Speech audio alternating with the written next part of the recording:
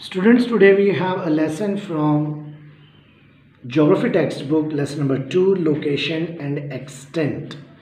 Okay इसमें हम Brazil और इंडिया के बारे में ही पढ़ने वाले हैं और वैसे भी इस टेक्स्ट बुक में हम ब्राज़ील और इंडिया ही पढ़ने वाले हैं but this lesson contain location and extent of Brazil and India.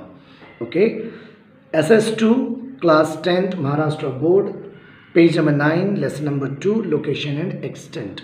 इसमें स्टार्टिंग में एक इंडिया ब्राज़ील का मैप है. आप इंडिया का तो खैर आप जानते ही होंगे, तो ब्राज़ील के मैप को आप माइंड में रख सकते हैं कैसा होता है.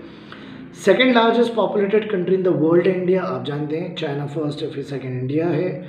और फेमस है इंडिया अपने स्पाइसेस के लिए, और भी बहुत सारी चीज़ें इंडिया की फेमस है बट यहाँ स्पाइसेस लिखा हुआ है. और क्रिकेट पॉपुलर स्पोर्ट्स है इंडिया का. ओके जबकि नेशनल गेम नहीं है लेकिन क्रिकेट पॉपुलर स्पोर्ट है इंडिया में. और ब्राज़ील के अंदर फेमस सांबा डांस, ये कोई जो का सांबा डांस होता है, और known as the coffee pot. वहाँ कॉफ़ी बहुत अच्छी क्वालिटी है और बहुत ज़्यादा अच्छी क्वांटिटी में प्रोड्यूस होती है, दैट्स वाई उसे coffee pot of the world कहते हैं.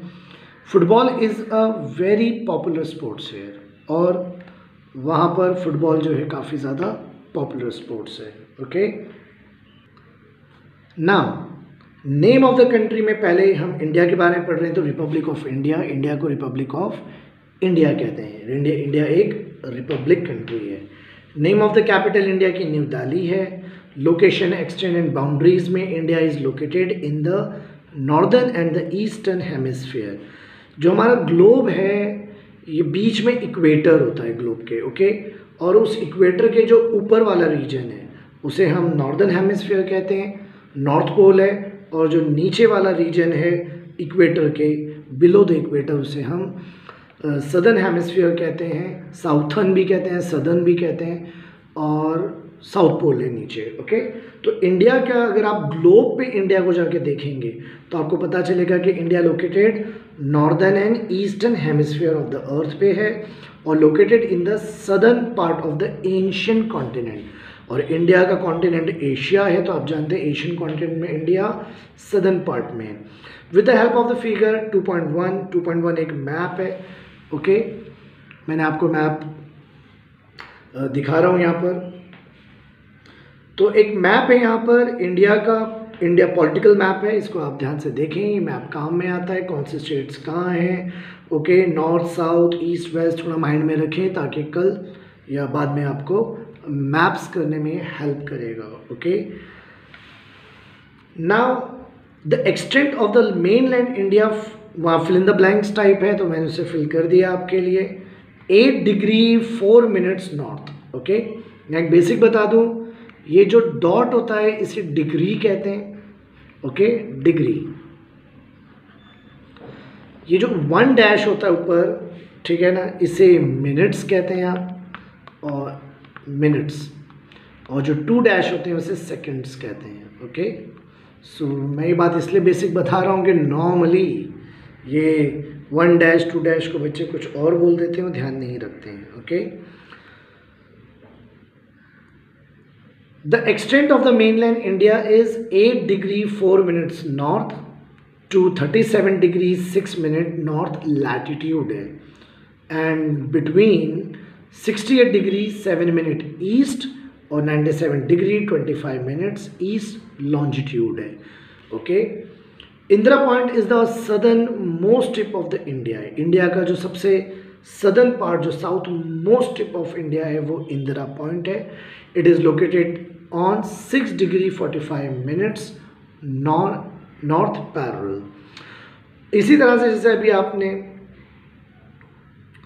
Now identify the countries and the water bodies around India and complete the table in your notebook. मतलब इंडिया के ईस्ट में, वेस्ट में, नॉर्थ में, साउथ में कौन सी कंट्रीज़ हैं, ठीक है ना. ये आपको एक नेबरिंग कंट्रीज़ का नेक्स्ट पेज पे एक थोड़ा सा एक्टिविटी आ रही है.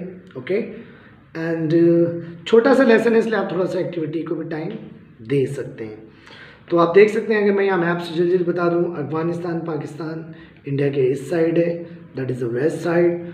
इंडिया के नॉर्थ में ऊपर चाइना है, नेपाल है, इस साइड में भूटान है, देन बांग्लादेश. आपका ईस्ट में है और नीचे आपका साउथ में जाके श्रीलंका है। ओके, नाउ सेम जैसे आपने इंडिया के बारे में भी पढ़ा, सिमिलरली अब आप ब्राज़ील के बारे में पढ़ेंगे। ओके, सिमिलरली ब्राज़ील के बारे में पढ़ेंगे। Name of the country federative republic of Brazil है, ब्राज़ील चलता है। Name of the capital Brasilia है। और लोकेशन एक्सटेंड क्या है इसका, some part of the Brazil lie करता है इन द नॉर्दर्न हेमिस्फीयर में। मैंने बताया था आपको इक्वेटर अर्थ के बीच में है, ऊपर नॉर्दर्न हेमिस्फीयर है, नीचे सदर्न हेमिस्फीयर है। तो कोई भी कंट्री कहाँ ग्लोब पे लोकेटेड है ये आप पढ़ रहे हैं इस वक्त। तो फिलहाल आप सिर्फ ब्राज़ील और इंडिया के बारे में पढ़ रहे हैं कि ब्राज़ील लाई करता है नॉर्दर्न हेमिस्फीयर में, while most of it lie in the southern hemisphere. Also it lies in the western hemisphere or in the northern part of the South American continent. अगर ब्राज़ील के आप map को देखेंगे तो आपको पता चलेगा कि इसका लोकेशन और एक्सटेंट कैसा है और ये ग्लोब में कहाँ है। Okay, now with the help of the figure जो नीचे मैप दे रखा है, आप extent of the mainland Brazil का बता सकते हैं। Fill in the blank. The extent of the mainland Brazil है 5 degree 15 minutes north to 33 degree 45 minutes south latitude and between 34 degree 45 minutes west to 73 degree 48 minutes west longitude है। Okay, यहाँ पर भी question आ रहा है कि ब्राज़ील की neighbouring countries के बारे में बताइए, तो आप देख के बता सकते हैं। यहाँ पर वेनेजुएला है, कोलंबिया है, पेरू है, बोलिविया है, पैराग्वे है, अर्जेंटीना है, यूरुग्वे है। ये बहुत सारी कंट्रीज़ हैं जो ब्राज़ील के, बट ज़्यादातर ब्राज़ील के वेस्ट में है। ओके, बाकी इधर तो सब ओशन है, ये सब कंट्रीज़ हैं, ठीक है ना। बाकी साइड तो आपका अटलांटिक ओशन है। Okay, south Atlantic ocean. Next और द लास्ट टॉपिक है हमारा हिस्टोरिकल बैकग्राउंड बताइए इंडिया का और ब्राज़ील का। यहाँ ये लेसन हैंड है, ये लेसन सच में छोटा है, इसमें सिर्फ 3 ही क्वेश्चन एक्सरसाइज में हैं, बाकी ऑब्जेक्टिव्स हैं। तो ये छोटा लेसन है, इसको हम एक ही वीडियो में कवर कर रहे हैं। ओके, और historical background India was under the British rule for almost 1.5 century. India British rules में था मोर देन 1.5 सेंचुरी, जिसको आप कहते हैं 150 ईयर्स। 1.5 सेंचुरी यानी 150 years. India got its independence in the year 1947 में हमें इंडिपेंडेंस मिली, हम फ्री हुए हैं from the British rule despite facing several problems like 3 Wars हुए इंडिया के इंडिपेंडेंस के बाद। फेमाइंस हुई हैं बहुत सारा। फेमाइंस का मतलब होता है shortage of food and water. Okay, in various part and similar issues after independence India में काफ़ी हुए हैं। India is a major developing country. Developing country, developed country, ये 2 टाइप्स होते हैं। तो इंडिया डेवलपिंग कंट्रीज़ है, यानी जिस कंट्री का अभी डेवलपमेंट चल रहा है, अभी वो डेवलप्ड हो नहीं गई है, ऑन गोइंग प्रोसेस है, उसे आप डेवलपिंग कंट्री कहते हैं। India is considered to be the global market too. India की ग्लोबल मार्केट में एक नाम है और इसको एक ग्लोबल मार्केट की तरह ट्रीट किया जाता है because of the various economic reforms from time to time. India's economic development has paced up. India में रेगुलरली और time to time economic reforms हुए हैं। रिफॉर्म्स यानी चेंज आना, इकोनॉमिक चेंजेस हुए हैं, रिफॉर्म हुए हैं, बदलाव आए हैं। India's economic development paced up, इससे इंडिया की इकोनॉमी काफ़ी ज़्यादा स्पीड अप हुई है। The proportion of youth in Indian population जो है वो हाई है, मतलब इंडिया में यूथ्स ज़्यादा हैं, जवान लोग ज़्यादा हैं, because this forms a major part of a working population. इसलिए यहाँ पर वर्किंग पॉपुलेशन ज़्यादा है। India is looked upon as a young country. India को एक यंग कंट्री की तरह कंसिडर किया जाता है वर्ल्ड में। Now we have historical background of Brazil. For more than 3 centuries तक, 300 साल तक ब्राज़ील जो था वो वॉज अंडर पोर्चुगीज के अंडर था।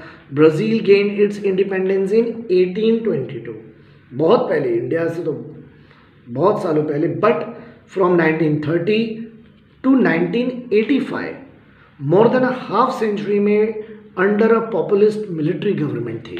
मतलब वहाँ पर ऐसे कोई डायरेक्ट डेमोक्रेटिक गवर्नमेंट नहीं थी हमारे जैसे 47 में हम इंडिपेंडेंट हुए थे जब, तो फिर इलेक्शंस हुए और फिर हमारे वहाँ डेमोक्रेसी का सिस्टम स्टार्टिंग से ही रहा। ओके, बट वहाँ ऐसा नहीं है। 1822 में गेंड इंडिपेंडेंस है, बाद में 1930 से 1985 तक वहाँ पर मिलिट्री गवर्नमेंट्स थी, मिलिट्री रूल्स थे। It has overcome global financial difficulties in the late 20th century, और बहुत सारी फाइनेंशियल डिफ़िकल्टीज़ थी ब्राज़ील के अंदर, उसको उन्होंने ओवरकम किया लेट 20th सेंचुरी में, मतलब जो 20th सेंचुरी ख़त्म हो रही थी। Okay, Brazil is seen as a contributor to the economic growth of the world. Economic growth of the world में ब्राज़ील एक कंट्रीब्यूटर की तरह है, कंट्रीब्यूट करता है, and an important market in the future, और अभी भी है और आने वाले टाइम में फ्यूचर में भी एक इम्पॉर्टेंट मार्केट है वर्ल्ड के लिए। तो this is all about your lesson content जो टेक्स्ट का एक्चुअल है। बाकी मैं आपको हर सब्जेक्ट में बता रहा हूँ कि जो भी चीज़ें बॉक्स में होती हैं जस्ट आप अभी ये रीड करके रखें साइड में, या मुझसे डाउट्स इसके पूछ सकते हैं, मैं डाउट्स करा दूंगा इसके व्हाट्सएप के थ्रू। बट इसके हम सेपरेट लेक्चर लेते हैं। मैंने बताया कोई भी चीज़ जो बॉक्स में है, मैप्स हैं, एक्स्ट्रा एक्टिविटीज़ है, इसे हम असाइनमेंट का नाम देते हैं और सेपरेटली इसके लेक्चर्स लिए जाते हैं। बट पहले आप टेक्स्ट को रीड करें, टेक्स्ट के कंटेंट को समझें, और जो एक्सरसाइज में मेन क्वेश्चन आंसर जो बोर्ड पॉइंट ऑफ व्यू से इंपॉर्टेंट होते हैं, जो आते हैं, जिसमें से बोर्ड के क्वेश्चन आएंगे। जी हाँ, 90% टू 95% टेक्स्ट एक्सरसाइज के ही क्वेश्चन बोर्ड में आएंगे एसएस के अंदर। कोई चांस होता है, 10% चांस होता है कि कोई क्वेश्चन कोई बॉक्स में से या कहीं और से आ जाए। ओके, तो यहाँ पर 3 ही क्वेश्चन है, तीनों ही कर लें अब, लेकिन फिर भी अगर आप एक कम रखना चाहें तो question number A and question number C ज़्यादा इंपॉर्टेंट है, बट के तीनों इंपॉर्टेंट है, बट ए और सी ज़्यादा इंपॉर्टेंट है। तो इस बार हमारा वीडियो थोड़ा छोटा बना है और हमने लेसन एंड किया क्योंकि लेसन ही छोटा है। तो ये सेकंड लेसन आपका यहाँ कंप्लीट हुआ। Thank you.